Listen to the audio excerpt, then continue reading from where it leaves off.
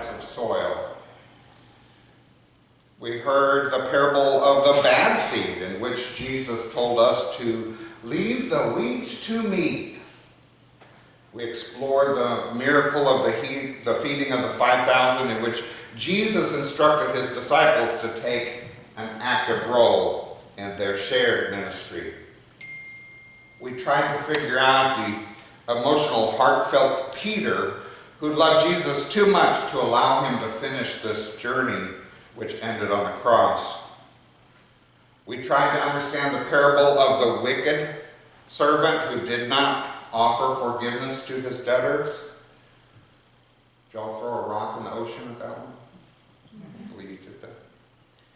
And also the parable of the harvesters who received fair wages no matter which time they came into the fields.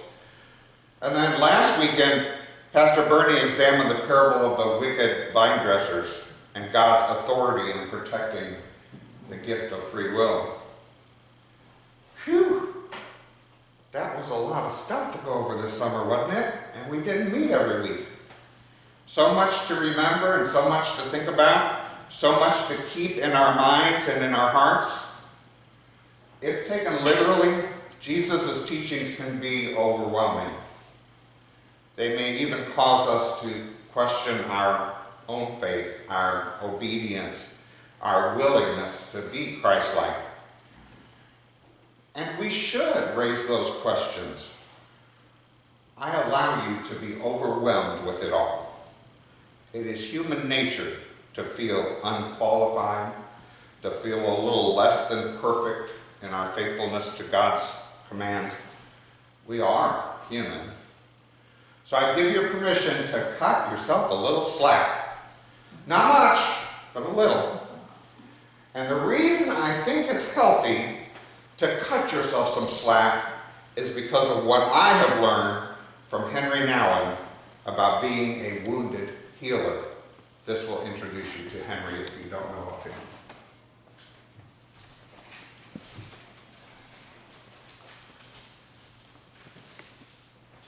When we strive but inevitably fail to live up to God's expectations, we may feel like we are wounded. We have a deficit, or a hurt, or we may have an embarrassing part of ourselves that we don't want others to see. I would also like to remind you about an earlier message when we looked at beautiful brokenness, which is why I got that rock, Norma, and that our reparations are part of our beauty. Nobody escapes being wounded. We're all wounded people, whether physically, emotionally, mentally, spiritually. The main question is not, how can we hide our wounds so we don't have to be embarrassed, but how can we put our woundedness in the service of others?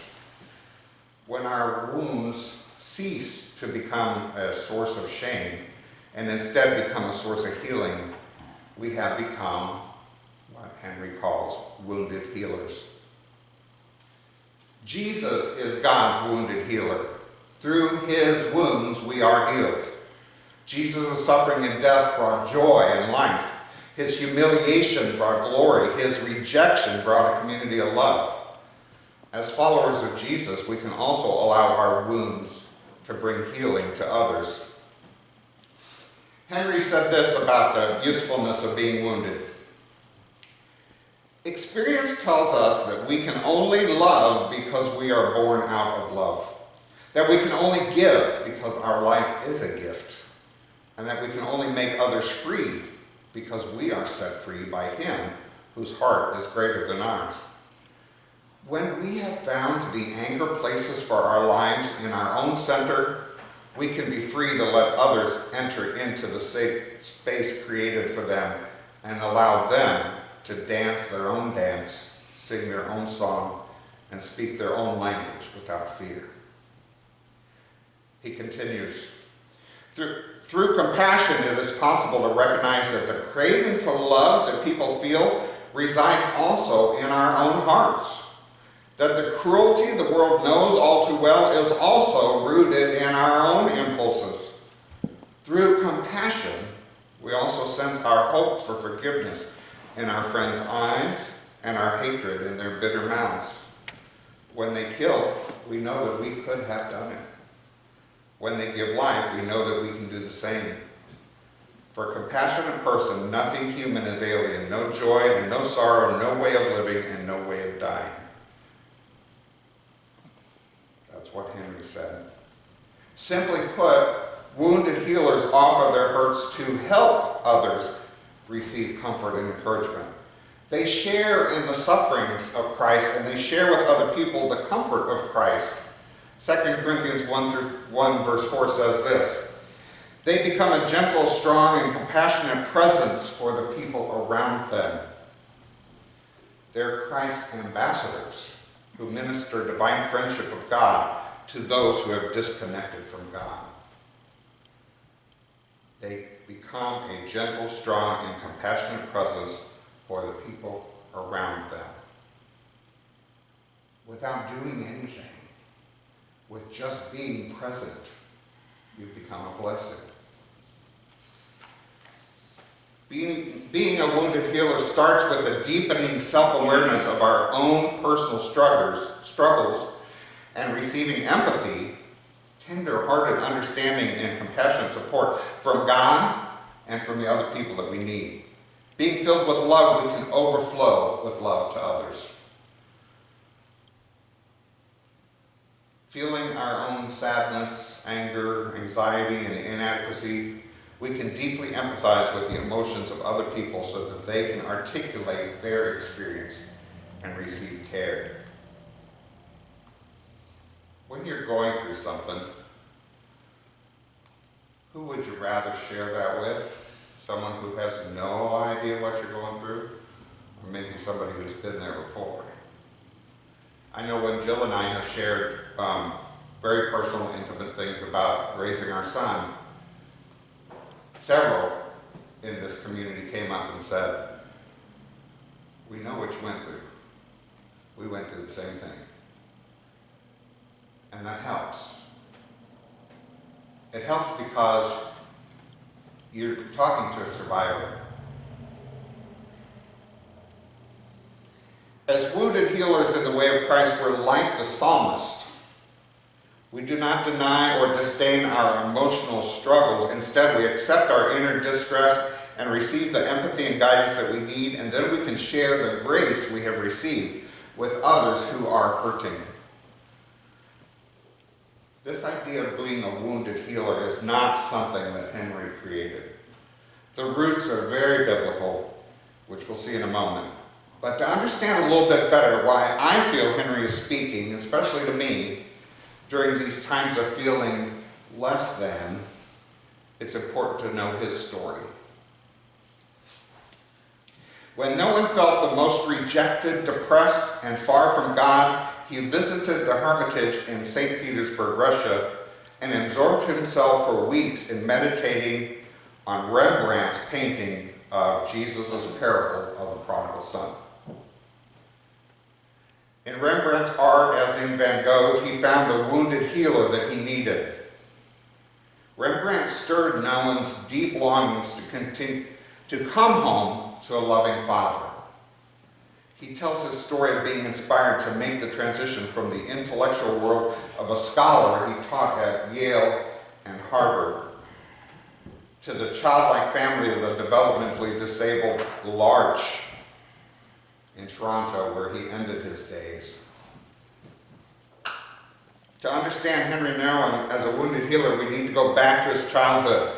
He grew up with a profound sense of insecurity and shame, especially around his relationship with his father, who was independent and busy at his work.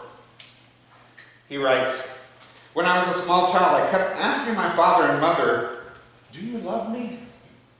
I asked that question so often and so persistently that it became a source of irritation to my parents. Even though they assured me hundreds of times that they loved me, I never seemed fully satisfied with their answer and kept asking the same question." Maybe you felt like that in the past. In one of his books, he elaborates on the story of why someone with a brilliant theological mind, which he had, who was at the top of his career as a seminary professor, would give it up to pastor mentally handicapped people who couldn't understand his ideas. In this community of friends at large, he says he learned about spiritual leadership in the way of Jesus. It's out of this deep-seated inner pain that Henri Nouwen writes to us and puts words in our own inner pain. In this connection, we no longer feel alone and emotionally repressed, but consoled in the grace of God. God becomes the wounded healer that we need. So the Bible is full of examples and wisdom for people receiving healing from God. This is especially prominent in the Gospels, in which we see Jesus ministering physical and spiritual healing to many people. And he commissioned his followers to continue that ministry of healing. David was a wounded healer. He wrote this in Psalm 51. "For I know my transgressions, and my sin is always before me." If that's not wound, I don't know what is. "Restore to me the joy of your salvation, and grant me a willing spirit to sustain me. Then I will teach transgressors your way, so that sinners will turn back to you." Stephen, when he was being stoned to death, he ministered to Paul, saying, "While they were stoning him, Stephen prayed, 'Lord Jesus, receive my spirit.' Then he fell on his knees and cried out, 'Lord, do not hold this sin against them.' When he had said this, he fell asleep." The Apostle Paul was a wounded healer. This comes out of 2 Corinthians also. "I was given a thorn in my flesh, a messenger of Satan to torment me. 3 times I pleaded with the Lord to take it away from me, but he said to me, 'My grace is sufficient for you, for my power is made perfect in weakness. Therefore I will boast all the more gladly about my weaknesses, so that Christ's power may rest on me.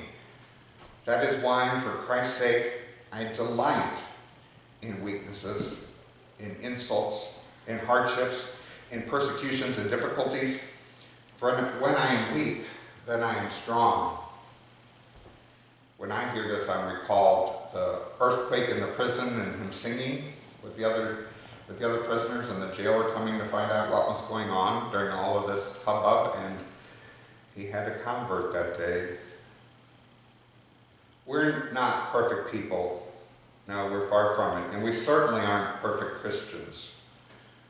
But we are called to minister to and to love and know our neighbor.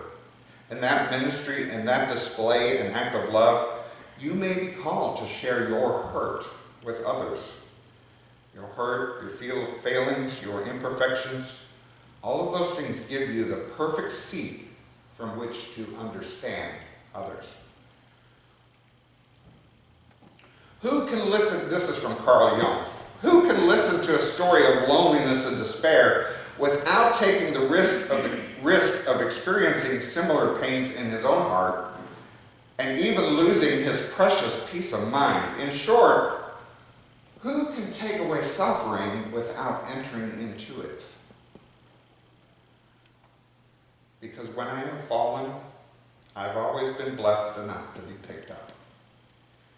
Maybe it doesn't always feel like it. Maybe I can't believe that truth at the time, but whenever I am low, there is always someone there to sit with me in the dark. During those moments, my friends, family, angels in disguise, they harness the light on my behalf. They carry that hope, that reminder of sunlight beyond the clouds, even while allowing me the space to be broken. Because I may be weak, I may be gloriously imperfect, for I am human. But hope is an eternal, indestructible force. Hope is defiant. So I invite you to go into the world and share the wonder of God, the love of Jesus the Christ, and the hope given to us by the Holy Spirit. Show your brokenness. Share your pain. Love God, love others. Amen. Your tears, your raindrops, your disappointments, you can look at them as things that happen to you, but God looks at them a different way. I encourage you to start seeing those trials, those things that Laura sang about, as ways to be a blessing. And I encourage you to share your story with as many people as you can, because it ends with a wonderful ending, and that's worth sharing. Please rise for the doxology, and then we'll do the God be with you.